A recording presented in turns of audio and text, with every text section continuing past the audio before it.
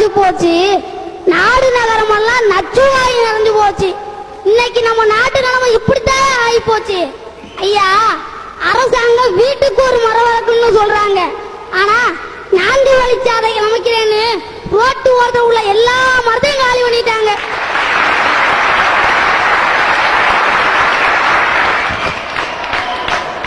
ஒரு மரத்தை வெட்டினா 10 மரம் உண்டுன்றாங்க. ஆனா அது செய்தா நம்ம அரசாங்கம் பிளாஸ்டிக்கை பயன்படுத்த கூடாதுன்னு அறிவுரை சொல்லுது அரசாங்கம். ஆனா பிளாஸ்டிக்கை தயார் செய்யறத தடை செய்யறத செஞ்சிருக்காங்க அரசாங்கம். என்னடா இவன் வந்ததுல இருந்து அரசாங்கத்தை பத்தியே குறை சொல்லிக்கிட்டு இருக்கானே, இவன் என்ன செஞ்சிருக்கான் அப்படின்னு நீங்க யோசிப்பீங்க. ஐயா, நான் தேவகோட்டை தேப்பிருத்த மேல்நில பள்ளியில படிக்கிறேன். அங்க நெகிழி ஒழிப்பு படைன்னு ஒரு இயக்கம் இருக்கு.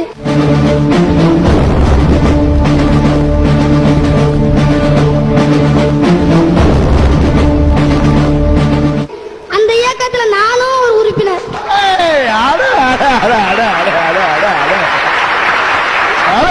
நாங்க என்ன செய்வோம்னா, கீழே அடக்கிற பிளாஸ்டிக் பேப்பர்லாம் எடுத்து மக்காத குப்பை தொட்டியில போடுவோம். ஐயா, எங்க இயக்கம் ஒத்தையில பசுமை படை, லசாத், ஜேஆர்சி இப்படி பலதரப்பட்ட இயக்கங்கள் நாங்க தண்ணி ஊத்தி செடி நட்டு நாங்க எங்க ஸ்கூலைய பூங்காவன மாதிரி ஆக்கி வச்சிருக்கோம் சார்.